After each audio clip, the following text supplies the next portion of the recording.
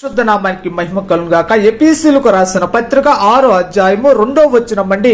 నీకు మేలు కలుగునట్లు నీ తండ్రిని నీ తల్లిని సన్మానింపుము, అప్పుడు నీవు భూమి మీద దీర్ఘాయుష్మంతుడవుదువు. ఇది వాగ్దానంతో కూడిన ఆజ్ఞలో మొదటిది. కాలము పెరగాలంటే అక్క చెల్లి తమ్ముడా, దేవుడిచ్చిన వాగ్దానము, నీ తల్లిని నీ తండ్రిని ఎప్పుడైతే సన్మానిస్తావో, వారిని ఎప్పుడైతే మంచిగా చూసుకుంటావో, నీవు దీర్ఘాయుష్మంతుడుగా మార్చబడతావు. ఎవరైతే తల్లిదండ్రుల్ని పట్టించుకోకుండా, చూడకుండా, వారిని మంచి చెడ్డలు పరామర్శించకుండా, వారికి భోజన పదార్థాలు కూడా పెట్టకుండా తీసుకెళ్లి రోడ్డు మీద వదిలేస్తే అక్క చెల్లి తమ్ముడా, వారు నీకు దీర్ఘాయుష్మంతులుగా నువ్వు మార్చబడలేవు. దీర్ఘాయుష్మంతుడుగా నువ్వు మార్చబడాలంటే దైవ భక్తి కలిగి ఉండాలి. దేవుడు చెప్పిన మాటలు వినాలి. దేవుడు చెప్పిన ఆజ్ఞలకు లోబడాలి.